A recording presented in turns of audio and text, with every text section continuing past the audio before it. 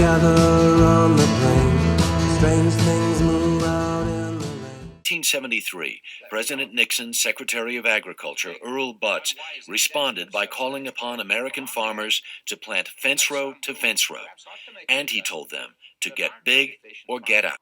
The 1973 Farm Program was built on free enterprise principles: deregulation, individual responsibilities, free market capitalism. Corn prices did jump in 1973, but stalled out for the next 30 years. In addition, the turning over of farm policy to big ag companies opened the industry to bribery, corruption, extortion, illegal campaign financing, conspiracy, and price fixing. The most devastating move was the sugar tariffs that opened the floodgates for the higher-priced, high-fructose corn syrup, which has been identified as an evil in our diet. There is one person that understood how to capitalize on this new farm policy more than any other: Duane Andreas, CEO of ADM. He grew the company from a grain handling operation to the world's largest processor of corn and soybeans. He was often called the supermarketeer to the world. Today, corn and soybeans are the basis of over 1,000 ingredients in our food. His understanding of the world's agricultural market gained him personal relationships with hundreds of politicians and 8 U.S. presidents. He accompanied Hubert Humphrey on over 80 international trips, organizing Food for Peace export contracts. He openly preached, "When it comes to agriculture, there is no such thing as a free market." ADM alone received billions of dollars of government subsidies as part of the farm program. Finally, in 1996, the covert operation of the big ag industry was exposed. Andreas' son was sent to prison for price fixing, and Andreas was forced to step down as chairman of ADM. But by 2006, the entire cycle was ready to be repeated with a gigantic play into ethanol. Pricing crops were disastrous back then, so they take land out of production, pay the farmer to not farm it. Okay, I'll buy into the conservation reserve program. All right, it hurts me, but that's, some of it's quite right. But then when ethanol came along, hey, guess what? It's okay. Let's go tear out all those fence rows and all those 4 or 5 acres of pasture and trees, and let's plant more corn. It's good.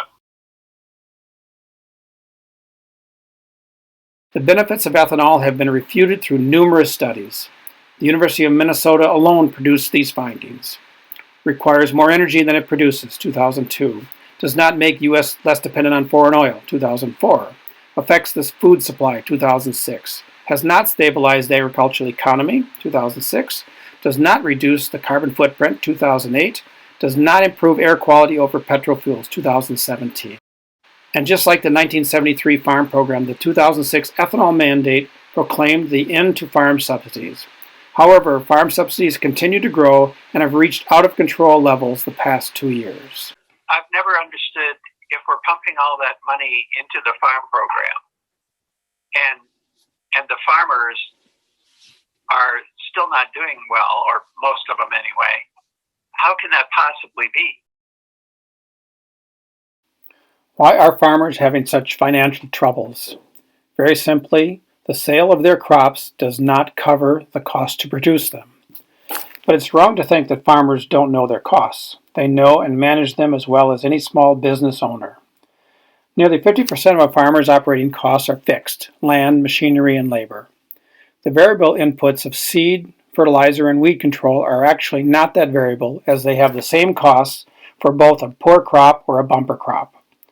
So the only financial way to get ahead is to harvest more bushels, get big or get out. In addition, a cash-poor business is not able to pay its full costs. As a result, environmental expenses have accumulated to the point where society is demanding they be addressed. But the farmers have no way to recover these added costs, and at the same time take on added risks by changing practices that have been fine-tuned for 50 years. If agriculture is really a free enterprise, why do prices stay so low? In the words of Duane Andreas, when it comes to agriculture, there's no such thing as a free market. In many ways, the U.S. Farm Program prevents agriculture from operating as a free market. Farmers sell their products at a loss, and taxpayers make up the difference. These annual payouts vary based on weather risks and export policies, but the trend is clear. Since 1973, direct payments to farmers has increased on average $500 million per year.